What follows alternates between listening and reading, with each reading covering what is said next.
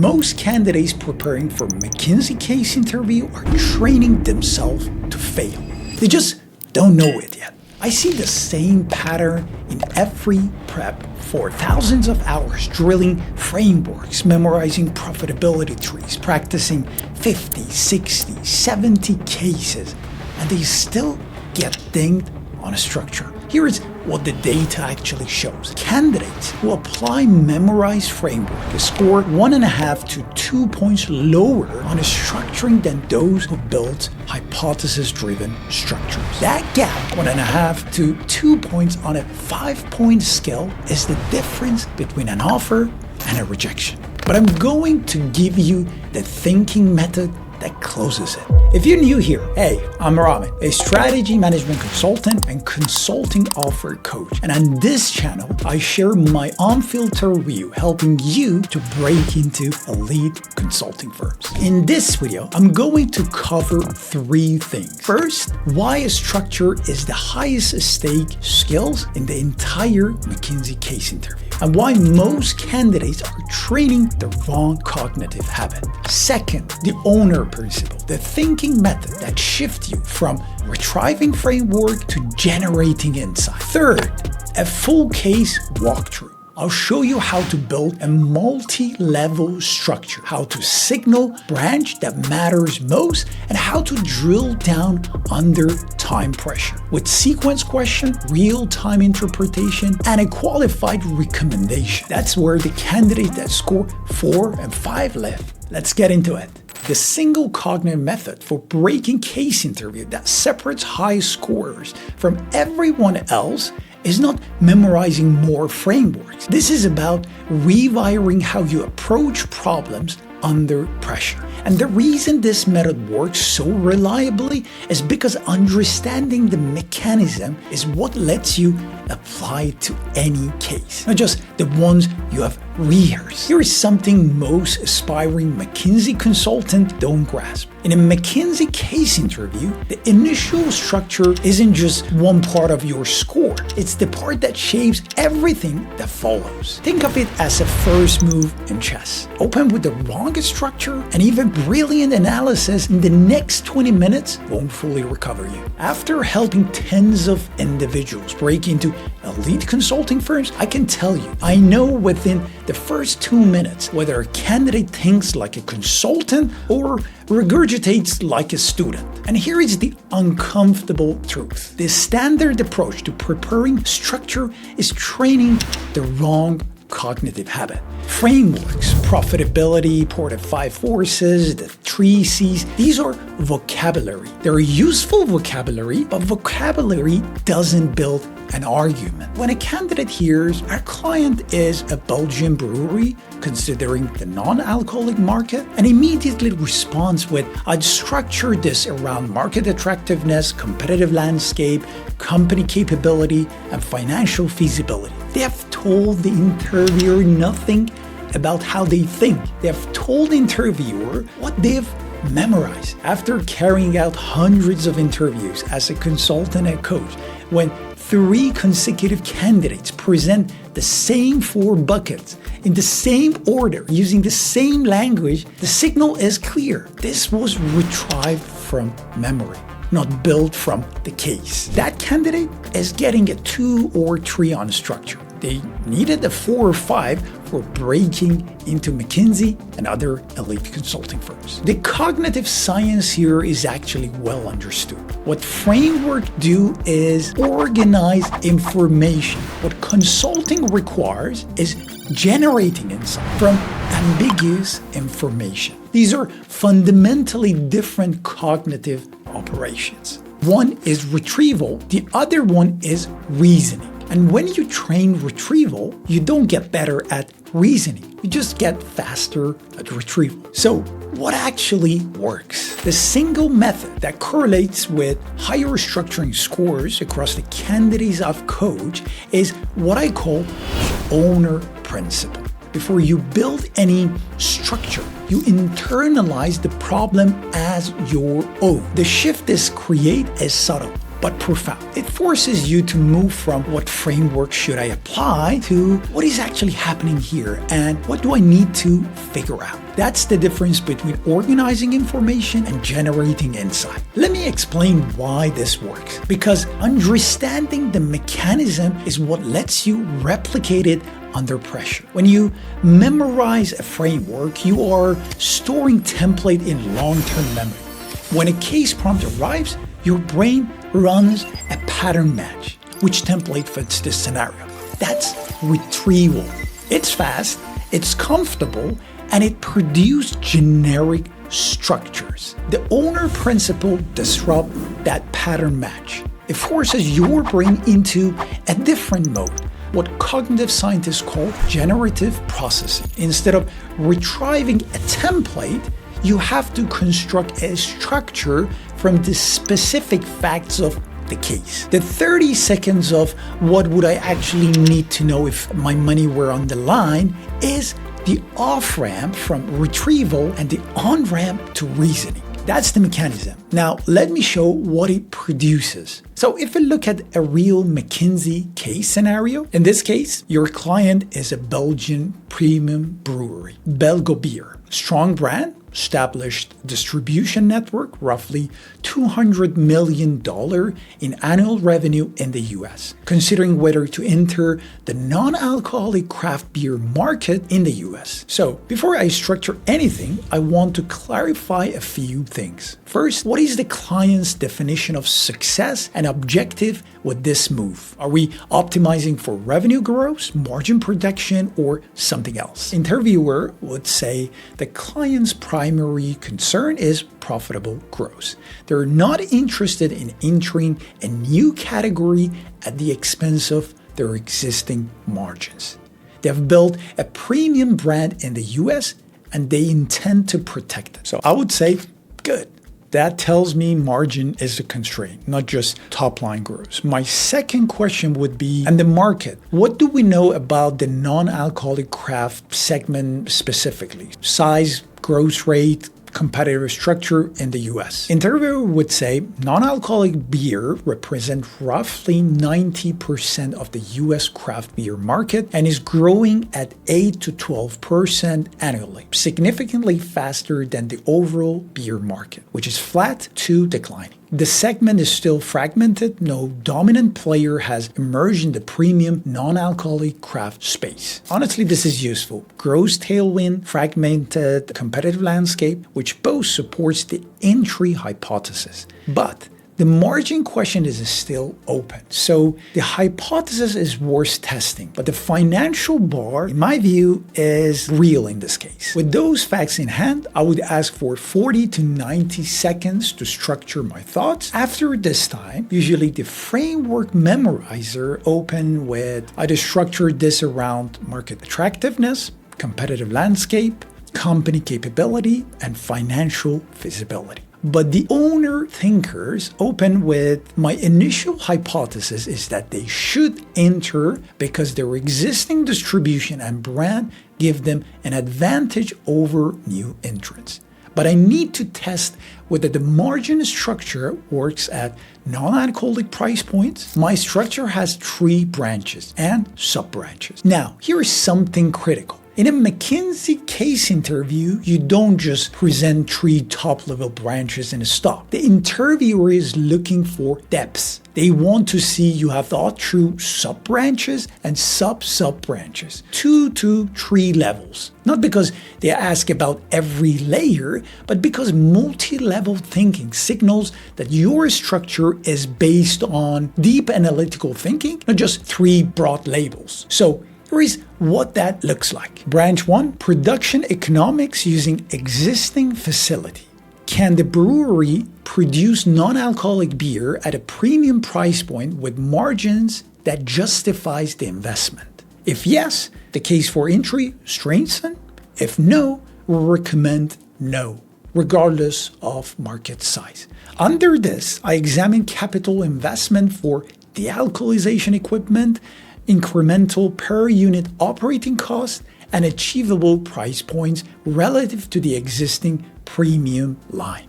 3 sub-branches. Level 2, achievable price points. Specifically, I want to test two scenarios. The client assumption that their brand command premium price points per six packs they produce versus the possibility that non-alcoholic consumers anchor to the category price of a lower value. The margin picture changes materially between those two numbers. Branch 2, competitive positioning against established non-alcoholic brands. Non-alcoholic craft beer brands has roughly 19% of the US craft. I break this into three sub-branches: market fragmentation versus concentration, competitor brand positioning, and whether premium beer heritage is an asset or a liability with the non-alcoholic consumer. And on level 2, on the heritage question, do non-alcoholic consumer buy on prestige signals like they do with premium beer, or they buy on health, functionality, and lifestyle signals where I'm a 200-year-old beer brewery doesn't actually move the needle? And branch 3, consumer willingness to pay a premium in the non-alcoholic category. Premium beer commands a price premium because consumers associate the brand with quality, craft, heritage. Does that association transfer when there is no alcohol in the bottle? Two sub-branches: price anchoring to the existing non-alcoholic category versus brand-driven willingness to pay above category average. And level 3, if consumer anchors to a lower price and the client needs a higher price to make the unit economic work, we have a positioning problem the marketing alone may not solve. 3 top-level branches, 2 to 3 levels of depths under each. Every sub-branch tests a specific piece of the hypothesis, and none are generic. Now, here is where McKinsey interview rhythm kicks in. You've got roughly 25 to 30 minutes of actual case time. So far, you have presented your structure. You don't have time to drill into all 3 branches. So you signal which branch carries the highest stake for your hypothesis, and you ask the interviewer to direct you. Here, I would say branch 1, production economics, is the hypothesis gate. If the unit economics don't work, the other 2 branches are irrelevant. I suggest we start there. And the interviewer will either agree, okay, let's look at the production economics, or redirect you. Probably they might say, I'd rather you explore this branch. Because McKinsey interview is an interviewer-led case interview. And either way, you've demonstrated that you have thought through the structure deeply and you have identified where the decision turns. Now, you follow their lead. So in this case, the interviewer says, let's just start with the production economics. So I begin. Specifically, I need to understand 2 things: the production process for non-alcoholic beer and the cost structure relative to the brewery's existing premium products. Then the interviewer gives me the first piece of data. Non-alcoholic beer is typically produced through one of the 2 methods: arrested fermentation, where you stop the yeast before significant alcohol develops, or de-alcoholization, where you brew regular beer and then remove the alcohol through vacuum distillation or reverse osmosis. De-alcoholization produces a better tasting product because the flavor profile is fully developed before alcohol removal. The clients would use de-alcoholization to maintain their premium positioning. My next question targets capital requirements. And as you see, I'm following the sub-branches already mapped in my structure. I'd say, understood, what's the capital investment required for de-alcoholization equipment, and can it be integrated into the existing production line? Interviewers share additional information with me here. A vacuum distillation unit suitable for the client's production volume, 35,000 six-packs per annum, costs approximately $2.5 to $3 million. It requires its own footprint. It cannot be retrofitted into the existing bottling line. You need roughly 5,000 square feet of additional floor space. The facility has that space available. $3 million. That's real money for a mid-sized brewery. I noted it, but I don't react yet. I need the full picture. So the next question moves to operating costs. And on the operating side, what's the additional per unit cost from the dealcoholization step? And how does the non-alcoholic product price compare to the brewery's current premium line? The interviewer will share additional information. The dealcoholization step adds roughly 40% per unit in energy and labor costs. The existing premium line retails at roughly around $12 per six-pack. Non-alcoholic craft beer typically retails at $9 to $10 per six-pack. The client believes their brand can command the upper at $10. Here is where the thinking happens in my head. I don't just accept the numbers. This is the level 2 sub-branch I flagged earlier. The client's assumption that they can command $10 is worth testing. The non-alcoholic consumer may anchor to the category price, not the brand's premium beer price. If they can only achieve $9, the margin picture changes. So let us build both scenarios. I lay out the numbers, remembering I'm maybe 5 to 6 minutes into this drill down with roughly 10 to 15 minutes of the case time remaining. I need to be efficient but precise. So the current premium operation in a simplified form at $12 retail with approximately 45% gross margin, they're making roughly 5.4 per six-pack in gross profit. Non-alcoholic scenario, however, at $10, same 45% gross margin gives 4.5 per six-pack. But that's before the dealcoholization cost. The additional 40 cents per unit is 2.2 per six-pack. The adjusted gross profit, roughly 2.3 per six-pack. That's a 50% reduction in per unit profit. At $9 scenario, gross profit drops to roughly 1.65 per six-pack, a 53% reduction. And now I would do the synthesis and notice the clock management. I've spent so far maybe 7 to 8 minutes on this branch. In a real interview, the interviewer might now say, okay, that's enough on production. Let's look at competitive positioning branch. Or they might let me conclude. Either way, I need to deliver something they can use. Given these numbers, I conclude that this branch does not fully support the entry hypothesis, at least not in the current form. And here is the why.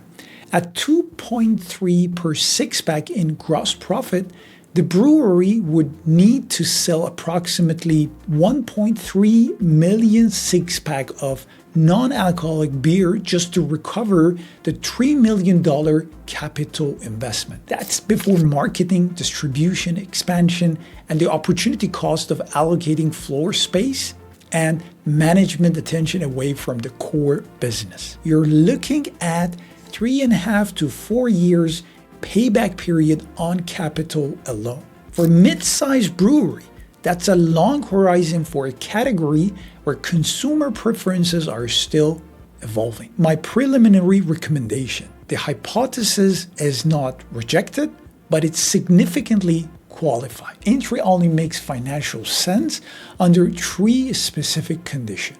1, they reduce the capital investment.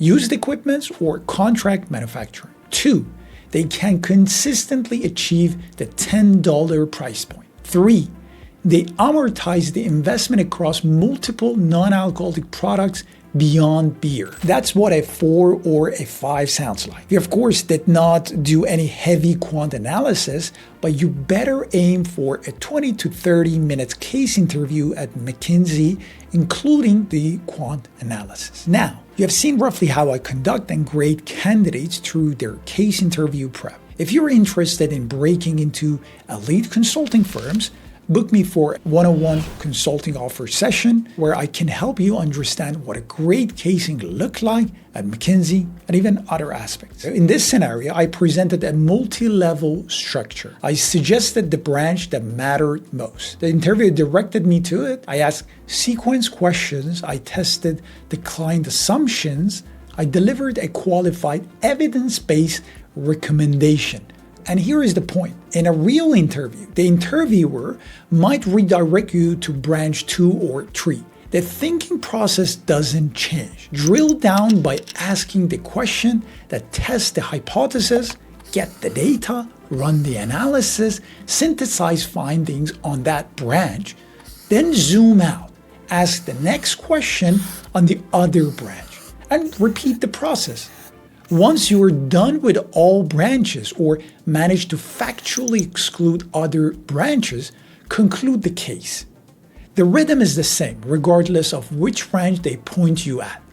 It's more of a dance. Zoom in on the branch and zoom out. Zoom in and zoom out. The frameworks don't teach you that rhythm. The owner principle does. Because when it's your money, you don't stop, I look at financial feasibility. You find out whether the math actually works. So here is what I want you to take away from this video. The McKinsey case interview is not a knowledge test. It's a cognitive performance conducted in roughly 25 to 30 minutes where the interviewer directs the flow and you demonstrate depths on demand. The difference between a 3 and a 5 on a structure is not how many frameworks you have memorized. It's whether you can impose a hypothesis-driven, multi-level structure on an open-ended problem, signal where the highest stake branch is, and then drill into whatever branch the interviewer selects, asking sequence questions, interpreting data in real time, and delivering a qualified recommendation. That skill is not built by drilling frameworks. It's built by practicing the owner principle. Make up business problems, pretend your money is on the line. Build a multi-level structure, identify the hypothesis gate, and investigate it to conclusion under time pressure. The frameworks you hear all the time, as I said, are vocabulary. Owner thinking is the language. Learn the language and the vocabulary takes care of itself. If you pass the McKinsey case interview, the next step, especially for junior hires, is the McKinsey AI case interview. That's where we are giving a case and interact with Lily,